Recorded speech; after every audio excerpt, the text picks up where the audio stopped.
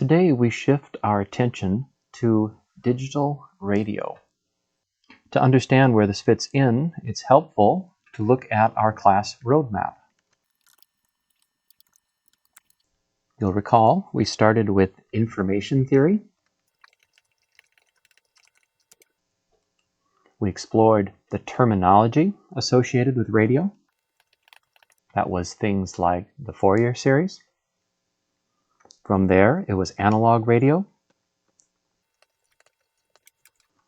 And all of that comes together in digital radio. Once we've explored that concept, we'll move on to computer networks. And then other topics such as antenna, radar, and satellites. I suppose the first thing we should look at when we talk about digital radio is amplitude shift keying in the form of Morse code. You may recall this is a variable width encoding,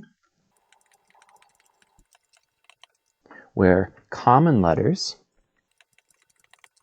which is to say those letters with low information, have short codes. For example, in the time domain, we could transmit the letter E by turning on the carrier for a very short period of time, or we could transmit a letter such as T by turning on the carrier for a much longer period of time. When you look at the Morse code tables, you'll see short letters such as E are represented by a single dot, other letters such as T by a single dash, and then some are quite long. For example, Q is da, da, di, da. So there's 4 characters there. 2 dashes, a dot, and a dash. Once again, as far as the transmitter is concerned, we would turn the carrier on or off in a process known as amplitude shift keying. In the lab, we explored a related concept known as ASCII. That is the American Standard Code for Information Interchange. This particular code uses a 7-bit fixed width code to encode alphanumeric characters.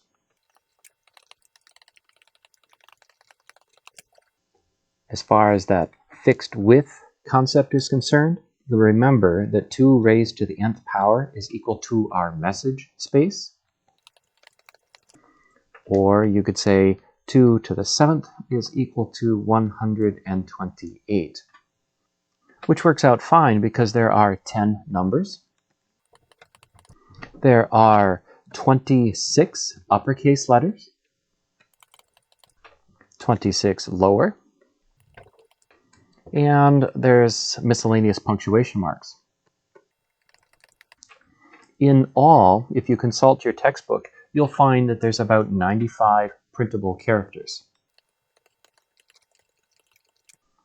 For example, the letter A is represented as 1000001, and the number 2 is represented as 0110010.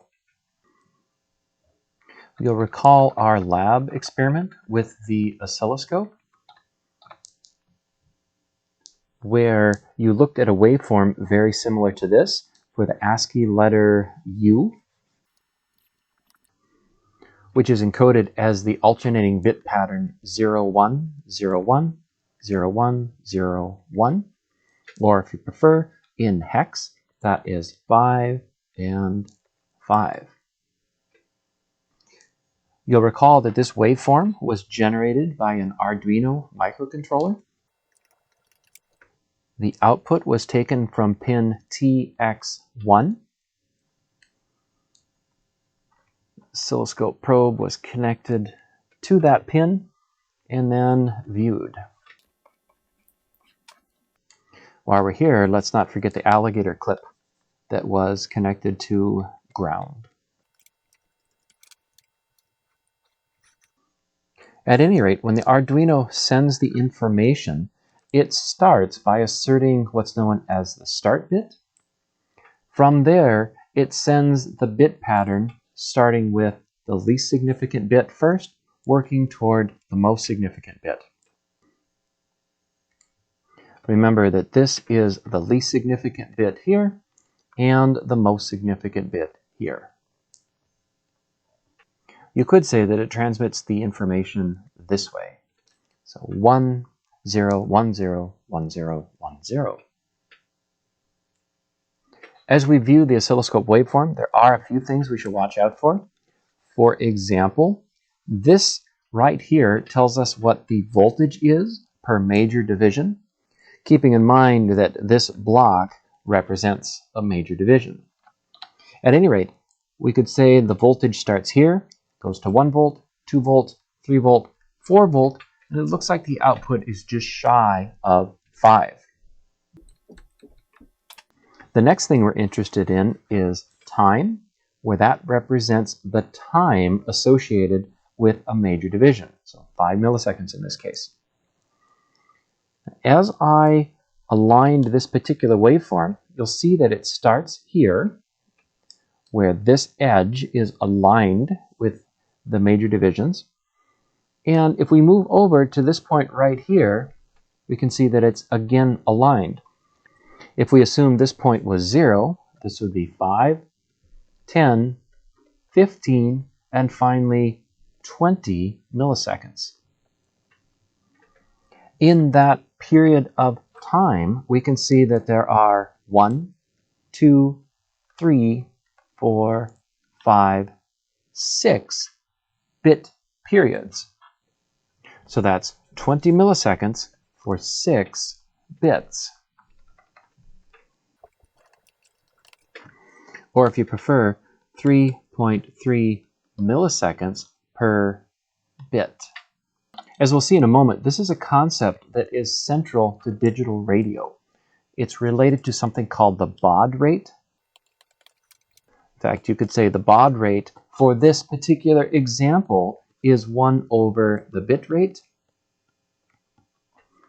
which is 1 over 3.3 milliseconds, which is equal to 300 baud. In fact, for this particular example, you would say the baud rate is equal to the bit rate. The system was set up to deliver 300 bits per second. But I would caution you, this statement is not always true. And that's a fact that we'll explore momentarily. But before we do, let's go back and look at one more way of encoding data. We mentioned Morse code, which is a variable width encoding, typically transmitted with amplitude shift keying. We talked about ASCII. The last one I want to mention is Unicode. You'll find that this encoding scheme is popular for web pages, as it allows multiple languages and many unique symbols. If you're curious, this one is a variable width code, and it's possible to encode 137,993 unique characters. While we're here, we may as well do a little mind map about encoding. There are 2 general types, including fixed and variable. In fixed encoding, all codes are equal length. And we could argue that it's a little bit on the slow side. An example, of course, is ASCII. As for variable width encoding, the length is dependent on statistics. You may recall that discussion from early on in the class where we had an example with M&Ms, and we mentioned Huffman encoding. Know that variable width encoding is preferred, especially when it's done correctly, because we end up with results that are closer to entropy. With all of that said, let's explore digital transmission.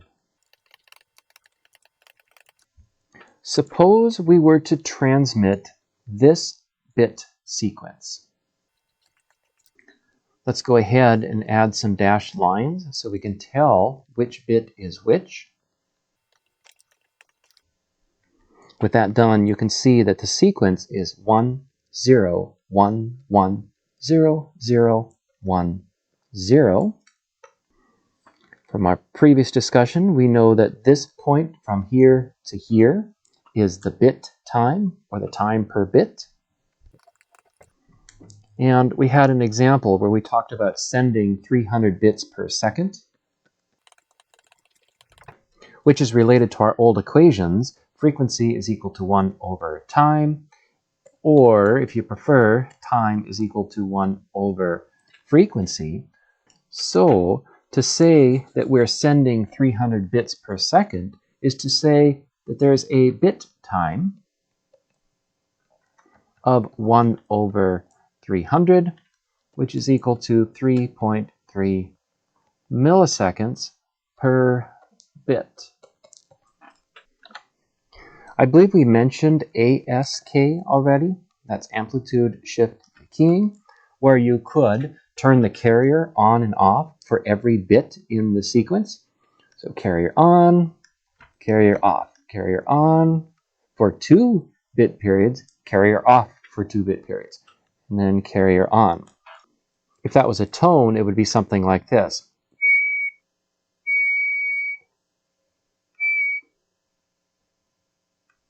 But that's not the only way we could transmit a bit sequence. We could do something called frequency shift keying. We could send 2 different tones. For example, maybe a high frequency tone for a 1 and a low frequency tone for a 0. Back to a low frequency, back to a high frequency, and back to low. That frequency shift keying would sound something like this.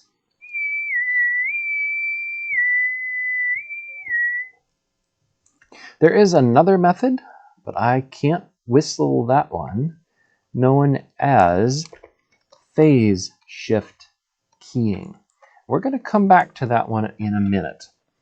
However, before we explore phase shift keying, let's take a sidebar here and talk about the shutter telegraph, which is something you looked at in a video early in the class. You'll recall there was a mechanism with a shutter attached to it.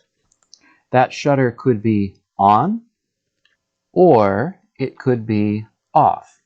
On or off. So single shutter that was either on or off. It would stay on for a certain period of time, or it would be off for a certain period of time. That time that the shutter is on or off is known as the signaling time, or more appropriately called the Baud time, or baud rate. With a single shutter, bit rate is equal to baud rate. But who said we had to use a single shutter? Let's use 2. The options are both shutters off, 1 shutter on, the other shutter on, or both on. So this is dual shutter. And it turns out that there are 4 unique possibilities: 0, 0, 0, 1, 1, 0, or 1, 1. Remember that 2 to the n is equal to the message space. With 2 shutters, that would be 2 raised to the 2nd power, we can send 4 unique messages. The length of time that any individual shutter is on or off is associated with the baud rate. And since there are two shutters, the bit rate is now 2 times the baud rate. So a single shutter, we saw the bit rate was equal to the baud rate, but a dual shutter, the bit rate is 2 times the baud rate. In fact, if we wanted to make a general statement, we would say the bit rate is equal to the baud rate multiplied by log to the base 2 of s, where s is the states per symbol. Let's try that with 3 shutters to see if it makes any sense. Your options are all 3 shutters off, 1 shutter on, the other shutter on, 2 shutters on. Actually, I think you know where this is going. We're really just walking down our binary number systems, aren't we? So 0, 1, 0, 1, 0, 1, 0, 1, the same as you have on your note card converter. So it turns out with 3 symbols, there can be 8 states, which means our bit rate is equal to the baud rate multiplied by log base 2 of 8, which is another way of saying our bit rate is 3 times the baud rate. Remembering that baud rate is the inverse of the time the symbol is held. In our earlier examples, we were transmitting at 300 baud, so that's 1 over time symbol, which is 3.3 milliseconds. Say, while we're here talking about 300 baud modems, consider this.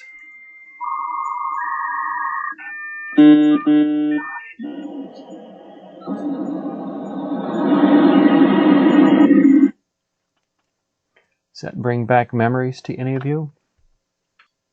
We can use those old modems to explore the difference between baud rate and bit rate. One of the earlier modems did indeed transmit at 300 bits per second. That was 300 symbols per second and 1 bit per symbol, which is what we showed earlier on the oscilloscope. The next generation of modems operated at 1200 bits per second, where that speed was ramped up to 1200 symbols per second. And of course, in order for the math to work out here, we were still sending 1 bit per symbol. Sometime later, 9600 bit per second modems were available. Those had 2400 symbols per second, but this time 4 bits were sent for every symbol. From our earlier example, we would call this a single shutter machine. This was a single, but this one had 4 shutters. It could send at any given time 16 unique things. And of course, if we take log base 2 of 16, we end up with that 4 bits. One of the best modems you could buy at the time had 56,000 bits per second, based on 8,000 symbols per second, which works out to 7 bits per symbol. which was fairly impressive for the time because you could hit 56,000 questions per second. If you're curious, the signaling period is 1 over 8,000, which is about 125 microseconds. And that 7 bits per period allowed for 128 unique states. You could say these were the good old days, which weren't particularly good, considering that I just ran a speed test on my internet connection and I was able to hit 466 megabits per second on a download and 12.1 megabits per second on an upload. Which is probably why so few of you know what this sound is.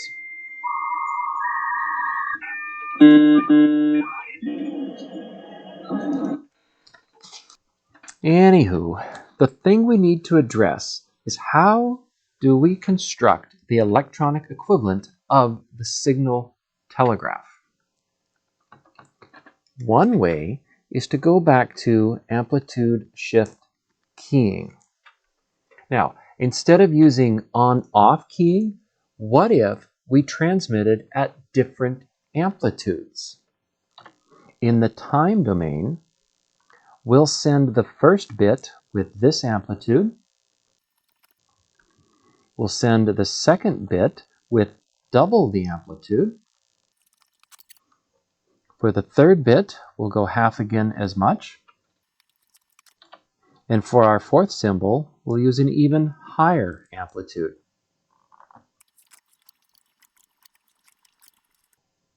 In this example, you see multiple levels. And there are 4 unique symbols or states. And if there are 4 unique states, that means 2 bits can be sent per signaling period. For example, we'll let this be bits 00, 01, 10, and 11, with the understanding that this time is the signaling period. And I believe earlier we said that the baud rate is equal to 1 over the signaling period. Now, hold on to your socks because things are about to get complex. Remember, back in electronics, we learned about the phasor domain, where we had a real axis and an imaginary axis. Everything we've drawn up here could be represented as a phasor. For this first signaling period, you could think of a phasor of that length. For the second signaling period, a phasor that's longer. For the third, like so. And of course for the fourth, like that. To make things a little clearer, we could just add dots representing the length of that particular phasor.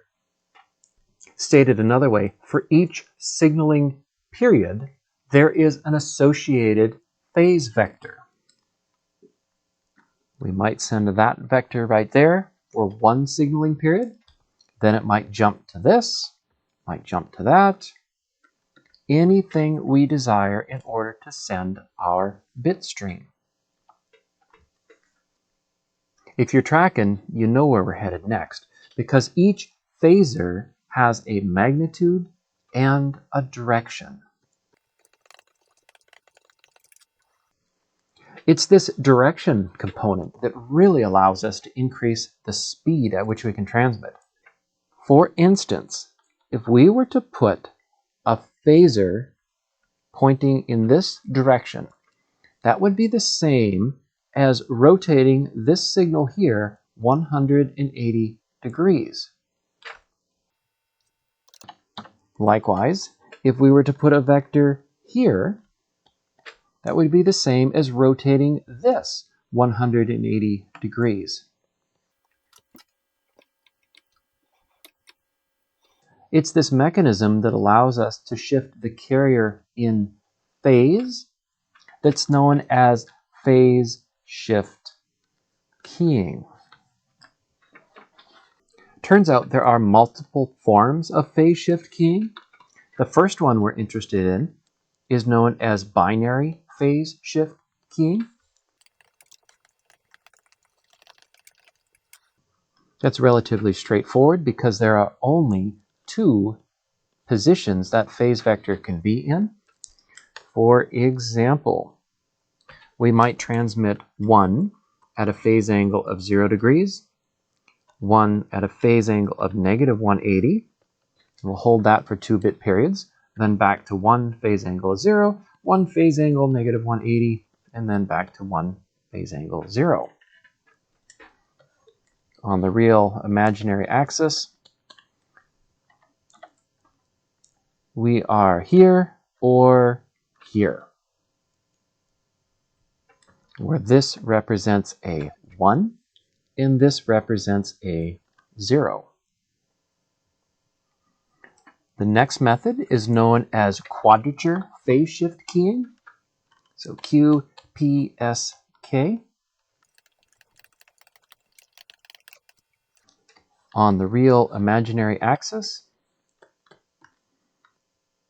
we'll put a vector there, a phase vector there, a vector there, a vector there. Let this be 0, 0. Let this be bits 0, 1, 1, 0, and 1, 1. On this constellation, we would say the vector, when pointing to that position, represents bits 0, 0. So that's 1 at a phase angle of 45 degrees. The bits 0, 1 are sent when the vector is at 1 at a phase angle of 135. 1, 0 when it's at 1 at a phase angle of 225. And finally 1, 1 when it's at an angle of 315 degrees. As before, there are now 4 states per symbol, with the understanding that this vector will stay in position for the duration of the signaling period. Moving on, we encounter things like 16 phase shift keying, where the vector can take on one of 16 different positions.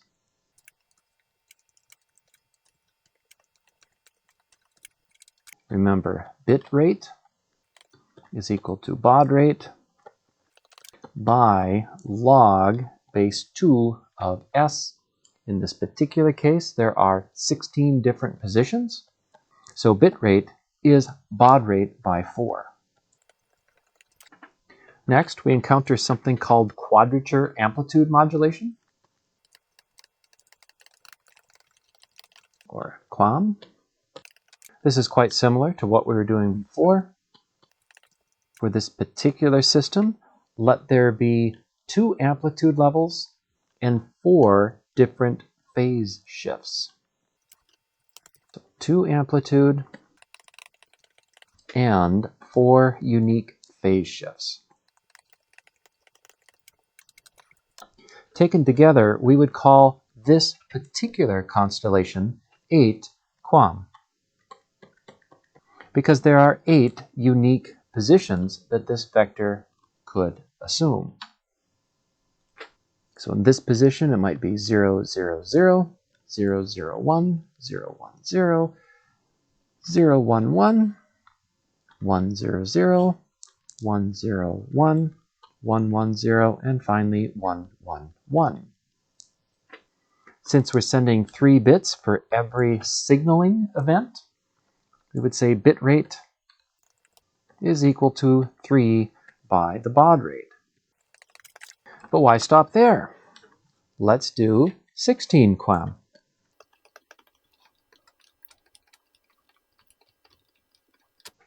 But why stop there? Let's go to 64. Or maybe 256. Maybe even 32,768. Which would be 15 bits per signaling period. Which brings up the question, is there a limit to just how far we can push this system? The answer to that question will have to wait until the next time we meet. However, I can tell you that it has to do with how accurate or how difficult it is to determine where this phasor is pointing.